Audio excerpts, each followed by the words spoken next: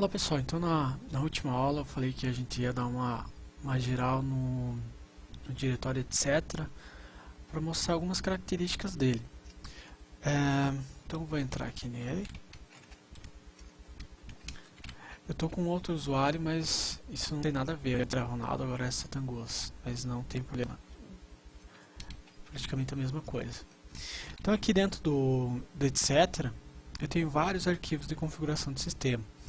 Tenho os arquivos de alguns programas.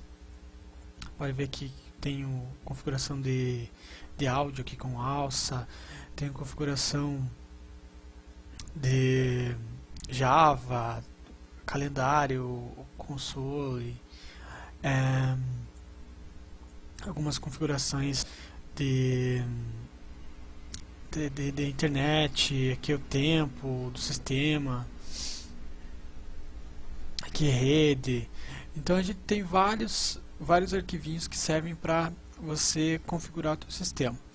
Eu vou dar uma olhada aqui, vou dar o les aqui, vou dar uma olhada com vocês no arquivo chamado stab, que é aquele arquivo que eu expliquei na aula passada, que serve para configurar os dispositivos do sistema. Então a gente vai dar um les aqui nele.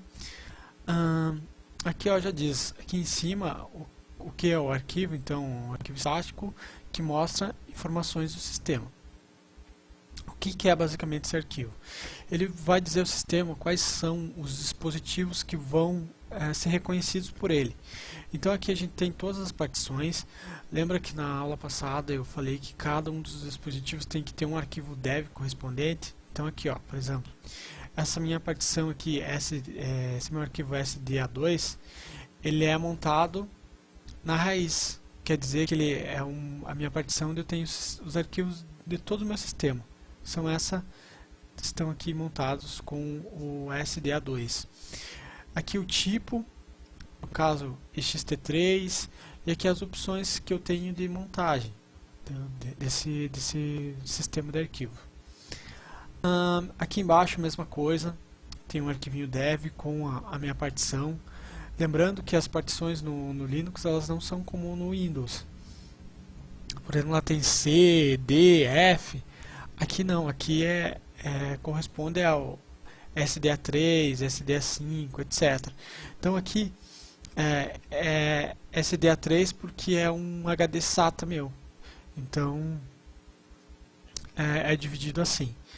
Aqui no caso SDA3 é onde estão guardados os meus arquivos do home. Vocês podem estar estranhando que está separado dos arquivos do sistema, mas é proposital, porque sempre quando eu formato meu computador, eu separo o home, que são os arquivos pessoais dos usuários, e os arquivos do sistema propriamente dito. Por que eu faço isso?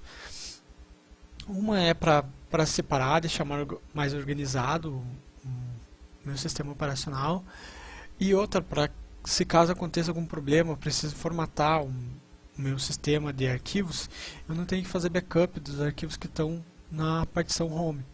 Então, toda vez que eu tenho um problema ou eu preciso formatar o meu HD, eu só formato essa partição aqui, SDA2, que estão os meus arquivos do sistema, e a minha partição home aqui fica intacta. Eu só acerto depois na hora da instalação. No caso aqui no Debian, no momento da instalação eu já acerto qual que vai ser a partição onde vão ser guardados os meus arquivos de raiz e quais são a minha partição que vai ser guardado o home. Peço para não formatar, claro, para não perder os dados, e ele instala normalmente, fica com o sistema zerado de novo. Aqui essa partição aqui, SDA5, ela não é montada em lugar nenhum porque ela é swap. Essa partição swap é um outro diferencial do Linux. O que é isso? Em sistemas mais antigos, onde a memória era algo bastante raro ou era caro na época, o sistema Linux ele tem essa partição swap. O que ela faz? Toda vez que o sistema requer muito processamento ou precisa de bastante memória para executar um programa, o que ele faz? Ele faz uma requisição para essa partição swap que trabalha como uma memória. Essa partição swap é nada mais nada menos que um pedaço do HD. Então na hora que eu fiz a partição lá na hora que eu fiz a instalação do sistema, eu deixei uma parte do HD para ser usado com swap. Então toda vez que o meu sistema requer memória, ele pega essa partição e faz com que essa partição trabalhe como se fosse uma memória do sistema. Então é bem interessante esse recurso do Linux. No caso, existe muitas teorias sobre essa memória swap, que alguns dizem que tem que ser o dobro da memória que você tem no computador, ou metade da memória que você tem no computador. Basicamente, como nesse sistema que eu estou aqui, ele tem bastante memória, 2 GB, eu nunca usei essa memória swap para nenhum programa que eu for utilizar. Caso eu necessite, ele vai usar essa memória, esse recurso extra do Linux. Aqui embaixo eu tenho um outro arquivo dev, que é o HDA. Esse HDA pode ver que é diferente do SDA lá de cima, porque ele é o dispositivo para CD-ROM.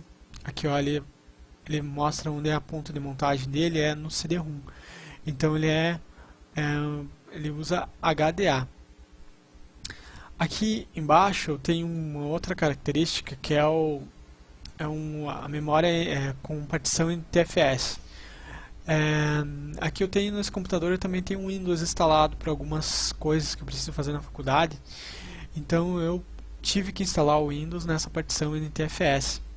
Então aqui tem todas tem o tipo, né, NTFS e algumas características. Por exemplo, aqui ela pode ser montada por qualquer usuário do sistema. Ela é leitura escrita e o dono dessa partição é o root. Então só ele pode mudar as permissões dessa partição.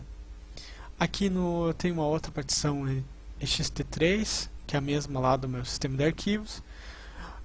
E aqui embaixo eu tenho uma outra que é um pouco diferente, que é SDB2. Essa partição SDB2 é uma partição que eu fiz para o meu PSP, que ele não é montado com um pendrive normal, então ele precisa de uma partição com tipo VFAT para ele ser montado. E a mesma coisa, aqui essa opção no alto, ele serve para não ser montado automaticamente na inicialização. Mesma coisa, as permissões todos os usuários podem montar e desmontar, e ela é leitura escrita. Bom, é isso pessoal, até a próxima.